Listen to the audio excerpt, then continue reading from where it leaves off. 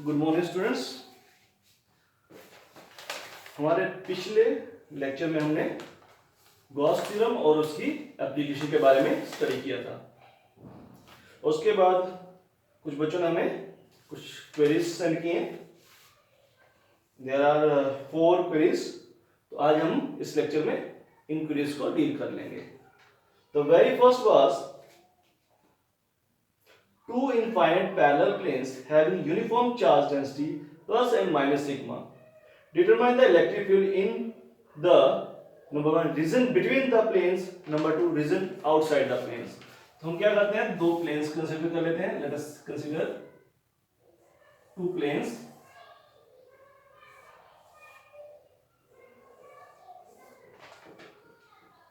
Infinite size के हैं.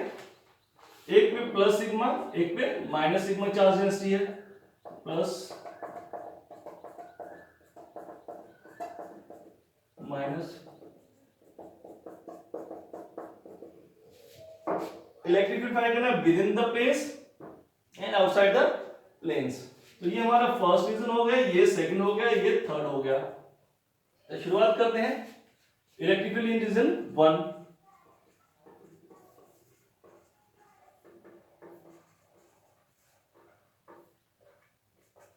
कितना हो जाएगा electric field?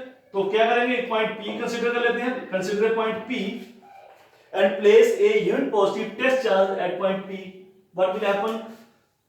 The electric field experienced by the unit positive test charge will be toward the से प्लेट B और ये plate A, toward the plate B.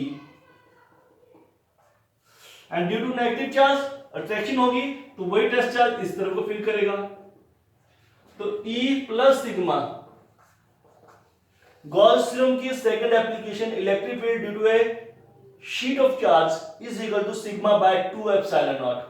अगर हमें वो याद है तो हम उसको डायरेक्ट लिख सकते हैं सिग्मा बाय 2 एप्सिलॉन नॉट. और साथ में डायरेक्शन दे देते हैं से n कैप, से n cap. Similarly E minus sigma that will be equal to sigma by 2 epsilon naught. और उसकी डायरेक्शन भी क्या है, सेम है जो E प्लस सिग्मा की है. तो ये भी n कैप हो गया. Total electric field will be sum of these two, E plus sigma plus E minus sigma. दोनों को ऐड करेंगे तो sigma by 2 epsilon naught n cap plus sigma by 2 epsilon naught n cap. 2 sigma by 2 epsilon naught n cap. 2 से 2 cut गया तो E is equal to sigma by epsilon naught n cap.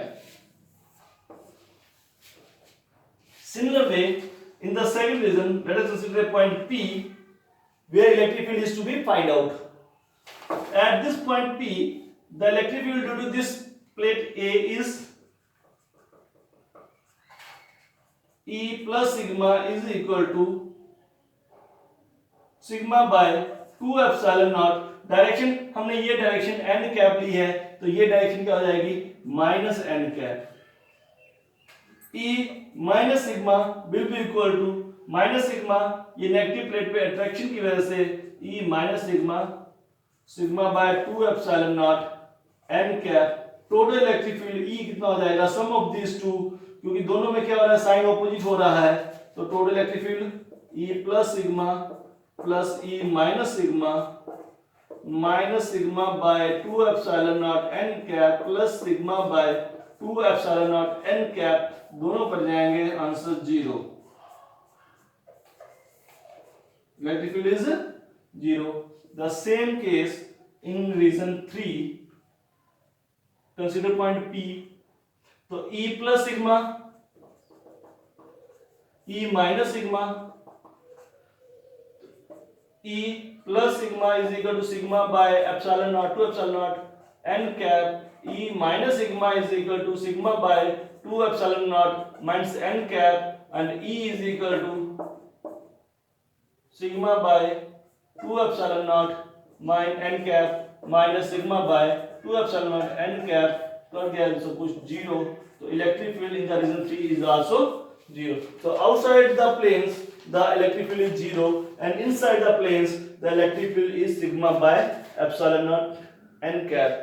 This relation is very important because in the second chapter, when we will deal with the problems relating capacitor, we are going to use this relation. Electric field between the parallel plates of the capacitor is sigma by epsilon naught. This was the very first problem. The second problem,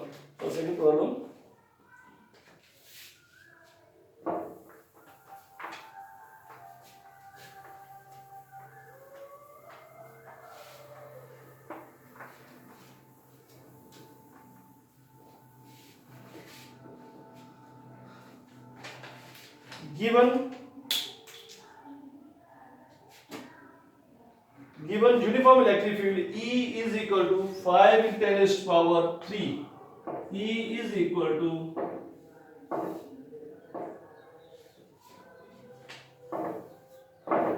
let it write.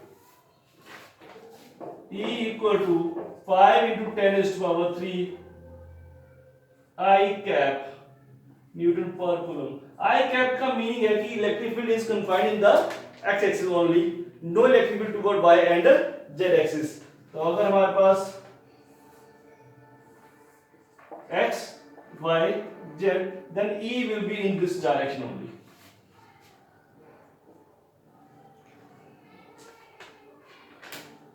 Find the flux of this field through a square of 10 cm on a side whose plane is parallel to yz plane. तो यानी कि अगर हमारे पास y और z है तो square ऐसे पड़ा है parallel to the yz plane, parallel to yz plane.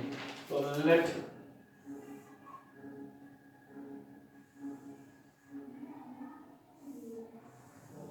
this is a square having side 10 centimeter. A is equal to 10 centimeter और 0.1 मीटर. इसमें से फ्लक्स फाइंड करना है. We know that flux phi is equal to E dot ds.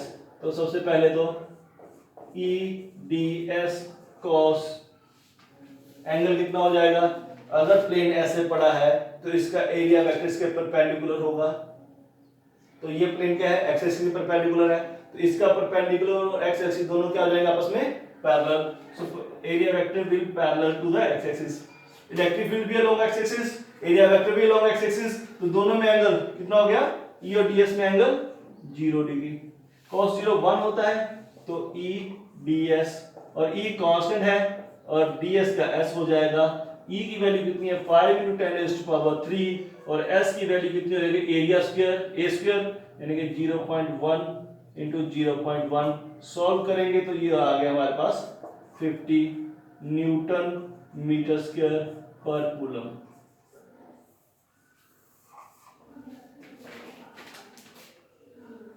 इसी को आगे further किया हुआ है. What would be the flux through same plane when plane makes 30 degree with x axis. तो अभी तो हमने प्लेन को ऐसे रखा हुआ था एक्स एक्सिस के परपेंडिकुलर, लेकिन अब कहां पे? 30 डिग्री पे. थोड़ा सा डायग्राम को चेंज करें. अब प्लेन को मैं ऐसे ना दिखा के एक सिंगल लाइन से दिखाऊंगा कि अर्लियर केस में हमारा प्लेन कैसे था? Like this top view. Earlier case में हमारे पास प्लेन ऐसे था, लेकिन अब हमारा प्लेन कैसे है? Like this, making angle 30 degree. तो अगर 30 डिग्री बना रहा है तो हमारे पास फ्लक्स कितना जाएगा? फाई इज इक्वल टू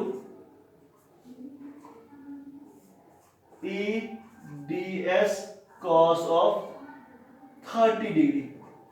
यही पे हम लोग गलती करते हैं. हम लोग क्या करेंगे? फटाफट से 30 देखा तो 30 लिख दिया, लेकिन ये 30 है क्या? ये 30 है प्लेन का और इलेक्ट्रिक फील्ड का एंगल. जबकि ये जो हम यहां पे वैल्यू यूज करते हैं वो प्लेन की नहीं, उसके परपेंडिकुलर की, एरिया वेक्टर की डायरेक्शन यूज करते हैं. The angle between area vector and electric field हम यूज करते हैं. ये जो 30 डिग्री है ये एरिया वेक्टर का एंगल नहीं है, ये प्लेन का एंगल है. तो एरिया वेक्टर का एंगल कितना हुआ? तो एरिया वेक्टर क्या होता है? प्लेन के परपेंडिकुलर. तो एरिया वेक्टर का एक्स एक्सिस का कितना एंगल हुआ? ये जो बचेगा. तो 90 में से 30 माइनस करो, कितना बचा? 60 डिग्री. तो cos कितना हो जाएगा? 60 degree. The area vector is making 60 degree with the electric field. Area is making 30 degree, but area vector is making 60 degree with the electric field. और इस तरह से अगर देखें तो ये हमारे पास क्या हो गया, ई एस cos 60 का हो गया 1/2, ई हो गया 5 × 10⁻³ इंटू 10⁻⁻2 एरिया हो गया इंटू 1/2, हमारे पास cos 60 वैल्यू हो गई 50/2 25, that means 25 newton metre square per coulomb. This was the second problem. Now come to the third problem.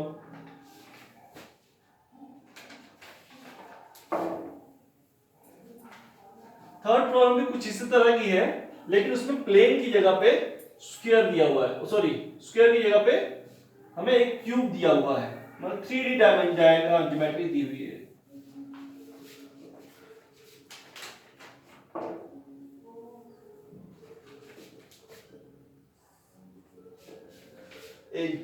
Electric field E is equal to alpha x power 1/2, where alpha is equal to 800 Newton per coulomb. Ey equal to Ez equal to 0. Electric field is totally along the x-axis. y और z पे electric field हमारा 0 है।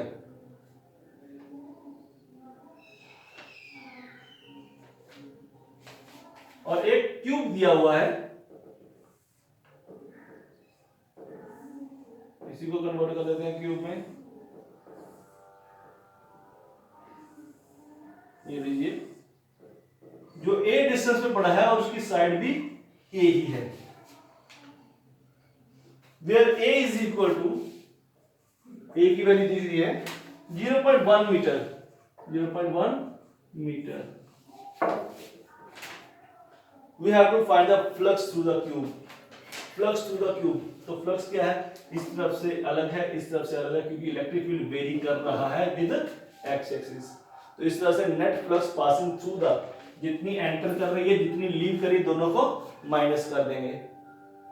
जितनी enter कर रही जितनी leave कर रही। अगर तो यूनिफॉर्म इलेक्ट्रिक फील्ड होता तो हम कहते हैं electric flux passing through the cube is 0, कि जितनी एंटर करती उतनी ही लीव करती। पर हमारा electric field is varying with x, तो जैसे एक्स बढ़ रहा है इलेक्ट्रिक फील्ड उसके अकॉर्डिंग चेंज कर रहा है। तो पहले फेस में से एंटर करने वाली फ्लक्स और दूसरे फेस से लीव करने वाली फ्लक्स आपस में इक्वल नहीं होगी, तो उनका जो डिफरेंस है that will the net flux passing through the cube. We have to find out that. तो फाई किसके बराबर आ जाएगा, हम फेस कंसीडर करते हैं, this is the left face से, this is the left face and this is the right face. तो जितना भी फील्ड है ये लेफ्ट और राइट में से ही पास करेगा, बाकी जो 6 फेस है ऊपर नीचे आगे पीछे उनमें से कोई फील्ड लाइन पास नहीं करेगी। तो यही 2 फेस का हम फ्लक्स फाइंड कर लेंगे, उन्हीं को आपस में ऐड कर लेंगे, जितना फ्लक्स बनेगा that will be the total flux of the cube. तो पहले EL की बात कर लेते हैं। EL कितना है, लेफ्ट फेस के साथ जुड़ा हुआ इलेक्ट्रिक फील्ड कितना है, वो है हमारे पास अल्फा, x की वैल्यू कितनी हो गई a power 1/2, alpha into a power 1/2 is the electric field associated with the left face। और एरिया ऑफ द फेस कितना है a स्क्वायर, और एंगल कितना है, लेफ्ट की बात करेंगे तो एरिया वेक्टर इस तरफ को हो गया, इलेक्ट्रिक फील्ड इस तरफ को हो गया, दोनों में angle theta is equal to 180 degree. तो 1/5 मैं इंटीग्रेशन साइन नहीं लगाऊंगा, सीधा लिखूंगा EA cos 180 डिग्री। तो ये cos 180 कितना होता है, -1, cos 0 1, cos 180 -1, ये हो गया माइनस EL AL, E हो गया हमारे पास अल्फा a पावर 1/2 और L हो गया हमारे पास a स्क्वायर, तो ये बन गया हमारे पास alpha a power 2 + ½ 5/2। This is the flux to the left फेस। Similarly flux to the right face find करना है तो ई राइट कितना हो जाएगा? ई राइट के लिए डिस्टेंस हो गया a plus a 2a। E right is equal to alpha 2a power 1/2, alpha 2a power 1/2। Area तो सेम है a स्क्वायर और angle theta is equal to, अब इसका एरिया वेक्टर राइट साइड पे जाएगा। इधर वाला का देखा तो इस तरफ को, इधर वाला का देखा तो बाहर को, क्योंकि बाहर वाली साइड में देखेंगे तो एरिया वेक्टर इधर को, इलेक्ट्रिक फील्ड भी इधर को, तो एंगल कितना हो गया 0 डिग्री। तो phi on the right face कितना हो गया E R A into cos of 0 degree. इसमें आर भी लिख सकता हूँ राइट साइड वाला एरिया, पर क्यूब है तो सेम है तो कोई बात नहीं। ये हो गया E R A R. E R की वैल्यू कितनी होगी अल्फा 2a पावर 1/2 और a स्क्वायर। सॉल्व करें तो phi R is equal to alpha root 2 a power 5/2। a power 1/2 वहां पे है और a पावर 2 यहां पे है, तो दोनों को ऐड करें तो a पावर 5/2। टोटल फ्लक्स कितना हो गया phi net is equal to phi R plus phi L. Plus कर दो क्योंकि ये माइनस का साइन है, मैं यहाँ पे माइनस लिख दूं तो प्लस लिखूं। ये हो गया alpha root 2a power 5/2 minus alpha a power 5/2। Alpha and a power 5/2 दोनों में कॉमन, अंदर क्या बचा रूट 2 माइनस 1, रूट 2 माइनस 1। ये कितना आ गया अल्फा की वैल्यू 800, a की वैल्यू 0.1 पावर 5/2 और अंदर रूट 2 माइनस 1। अगर इसको हम सॉल्व करें this will come out to be 1.05। अगर हम इसको सॉल्व करेंगे तो ये 1.05 newton metre square per coulomb आ जाएगा। यू कैन सॉल्व इट क्योंकि अब तो न्यूमेरिकल वैल्यू आ गई सारी।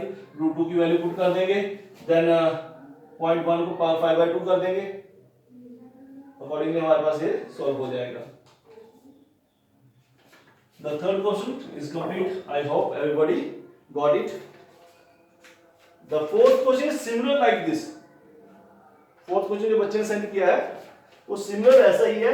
क्यूब की जगह वहां पे सिलेंडर दिया हुआ है और ए की जगह पे वैल्यू दिया हुआ है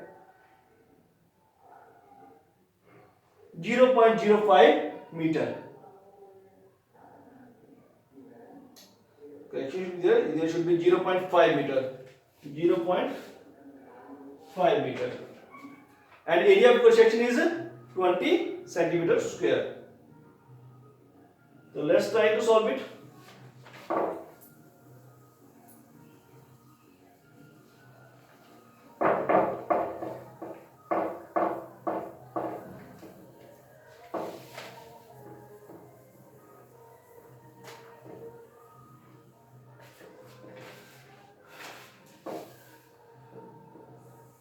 एक्स एक्सिस इस बार क्या दिया हुआ है a hollow cylindrical box of length 0.5 meter and cross section area 20 centimeters square is placed in 3D coordinate system. The electric field in the region is given by E is equal to 20, E is equal to 20, alpha की value 20 दी है यहाँ पे, x I cap means again it is varying with x and I cap means the whole electric field is toward the x direction only. Electric field x की तरफ ही है। तो यहां पे क्या है सिलेंडर है,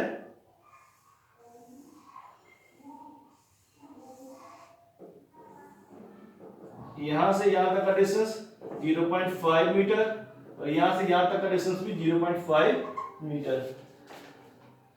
area of cross section, this area of cross section A is equal to 20 centimeter square means 20 into 10 raised to -4 meter square. The same question is there. I think in last question we missed one part.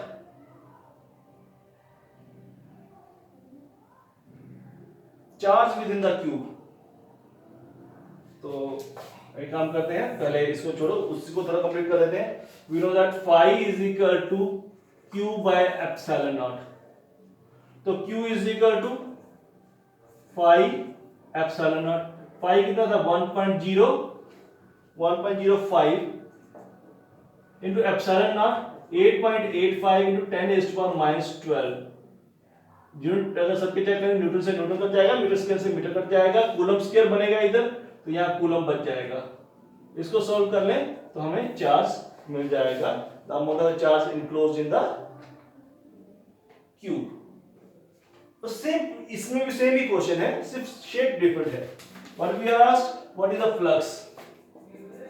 phi is equal to phi left निकाल लेंगे पहले, तो area vector इधर को हो गया, electric field इधर को हो गया, तो ये आ गया हमारे पास E A cos of 180 degree, that means minus EA, that means phi L is equal to 20 into A कितना है 0.5 मीटर एंड एरिया कितना है 20x है ना, x हमारे पास ये आ गया लेंथ, और एरिया कितना है 20 × 10⁻⁴। इसको सॉल्व कर ले तो कितना हो गया 20 × 5/10 × 20 × 1/1 2 3 4। तो पहले तो 2 जीरो काट दो, और 5 2 10, तो ये आ गया 2 × 10⁻⁻2 Newton metre square per coulomb.